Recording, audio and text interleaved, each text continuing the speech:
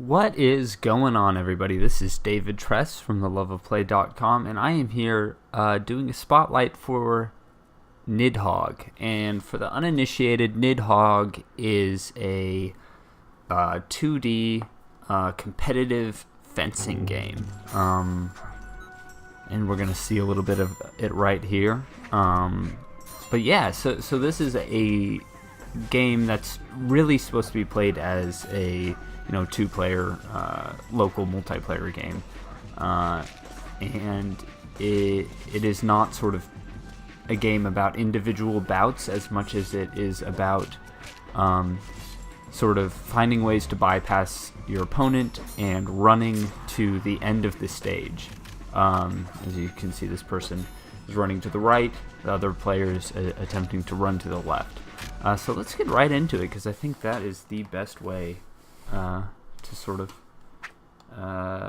figure out what this game's just all about.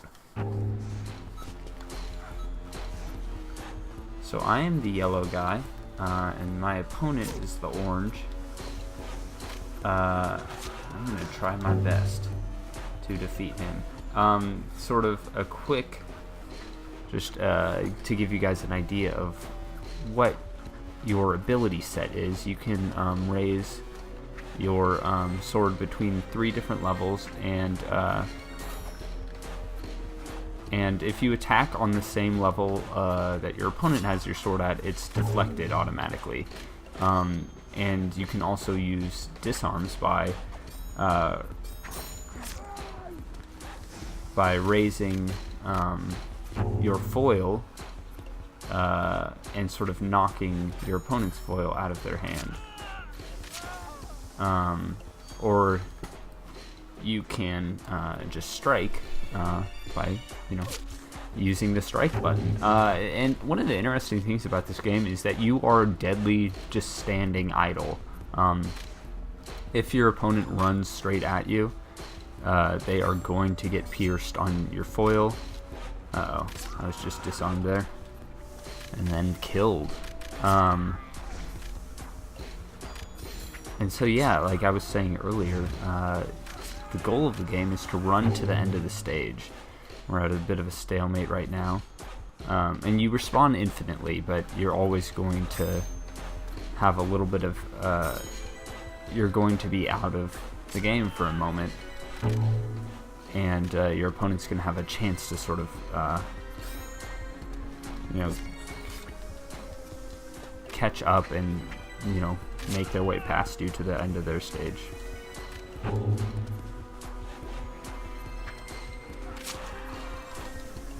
I'm gonna try to make a run for it right now.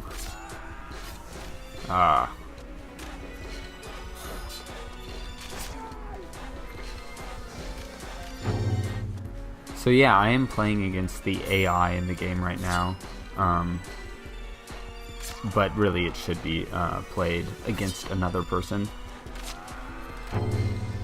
But it is pretty fun. The AI is challenging, and if anything, it's a decent way to learn the mechanics of the game. And one of the things I like about this game is that it has a lot of depth that comes from a really pretty small ability set. You can't do very many things aside from attacking and or the actual mechanics of what you can do are pretty limited. You can raise your sword, and you can attack, and you can move and jump. Those are basically all things you can do, and all the other sort of dynamic moments are born out of that ability set. And it really is great because so many fighting games nowadays, so many of the big fighting games are hugely complex, and this is sort of a game that has a huge amount of depth, but it's not born out of complexity, it's born out of simplicity and sort of just making sure that each of the skills that they give you are truly essential, and as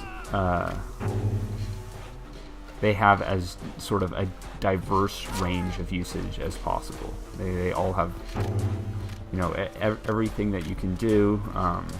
sort of has dual meanings to it and can benefit you in different ways. Oh jeez, I think I'm... Okay, and then this, you guys, is how the game ends. As in all sports, you are consumed by a giant demonic worm, and man does it feel good to be eaten by that worm. So yeah, that is Nidhogg. Let's play a little bit more of it, because why the heck not? This is a cloud stage, and I think this is a good time to bring it up, because guys, we gotta talk about it. This game looks insane. Nidhogg is basically just fencing on acid, which, you know, is something that, you know, up until now, I've had to do in real life. And it's a dangerous thing to do, and leaves you both with physical and emotional scars. And I'm appreciative that these developers have given me a safe space to do one of my favorite hobbies. But yeah, it is absolutely nuts.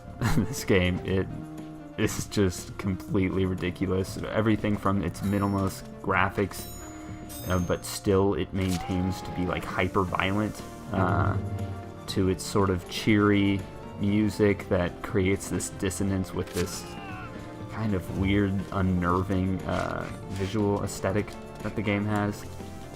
But yeah, somehow it all works together, and it's just a ton of fun, and it has such a unique feel, you know, in every, you know, aspect of what this game is, you know, from the way that it plays to how they choose, you know, the actual way that the game plays out. This could have very easily been a game where it's just a small stage and each player has a set amount of lives and you just fight until you're dead, but the push and pull mechanic really makes it something unique and adds a different layer to the game.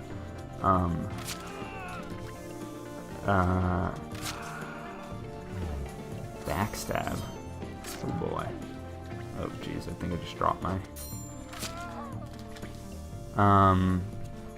But yeah, it's just...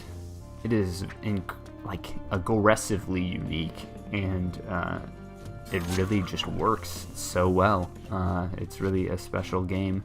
I can't wait to get to check it out with another one of the Love of Play as contributors. I think it'll be a lot of fun to play with those guys. Just trying to bypass this guy and make it to the end. Oh.